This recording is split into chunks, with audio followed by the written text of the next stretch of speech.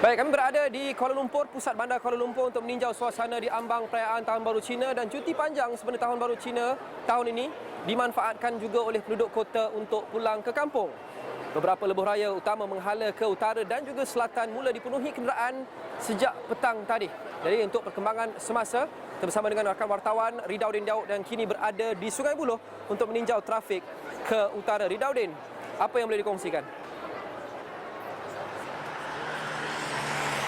Baik, terima kasih rakan setugas Luqman Haris. Ya Luqman, seperti kebiasaannya, tak kiralah perayaan apa, Tahun Baru Cina ke, Deepavali ke, Hari Raya Aidilfitri, Hari Raya Aidiladha atau Hari Pekerja, Hari Raya dan sebagainya. Setiap kali ada cuti Sabtu, Ahad, Isnin dan mungkin ke Selasa, maka lebuh raya menjadi tumpuan kita kerana ramai warga kota akan memilih untuk pulang ke kampung untuk mungkin healing seketika di kampung-kampung selepas melalui hiruk pikuk di bandar sepanjang bulan.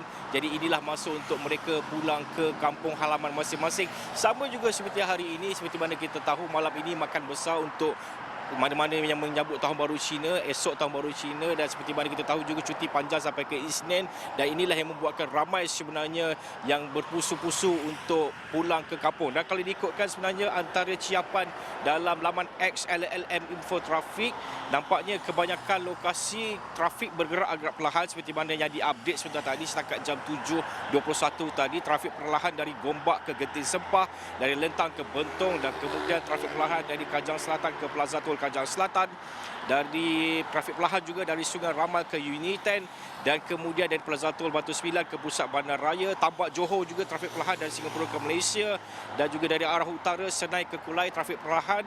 Plaza Tol Sungai Besi ke Bangi juga begitu. Dan saya ingin melihat juga bagaimana update daripada Plus sendiri, di mana memang sentiasa Plus memberikan update dari semasa ke semasa.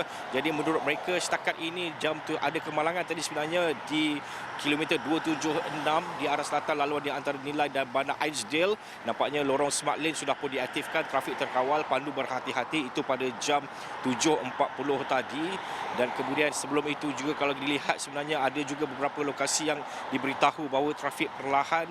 Yang inilah yang diupdate oleh Plus sejak daripada petang tadi. Dan sebenarnya ada juga kemalangan sebenarnya di Jambatan Pulau Pinang dari Perai ke Pulau, lorong kiri terhalang pada jam 6.54 yang saya fikir mungkin sudah pun selesai. Jadi inilah yang diupdate pada hari ini. Tapi apa yang saya kongsikan, boleh kongsikan di lebuh raya sini, tempat saya berada di sini di Sungai Buloh. Pada petang tadi nampak sedikit sesak apabila boleh dikatakan kenderaan bergerak dengan sangat perlahan.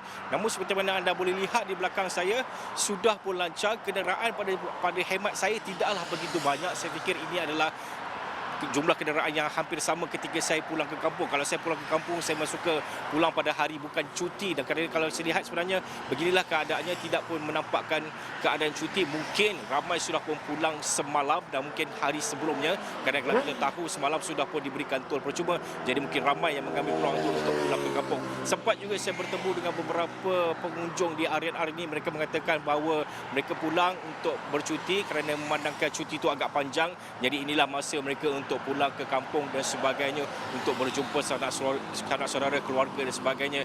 Sempena bukan saja meraihkan, ada yang meraihkan Tahun Baru Cina, namun yang tidak meraihkan Tahun Baru Cina, mereka memanfaatkan cuti ini dengan sebaiknya untuk membawa anak pulang ke kampung. Malah ada juga yang plan untuk pergi bercuti di lokasi-lokasi di luar Kuala Lumpur. Dan boleh dilihat Luqman, sebenarnya memang dari tadi beginilah keadaannya. Saya menjangkakan mungkin trafik agak banyak kerana kalau ikutkan hari ini hari Jumaat, biasanya Jumaat malam kalau ada cuti panjang, Jumaat malam memang trafiknya agak banyak.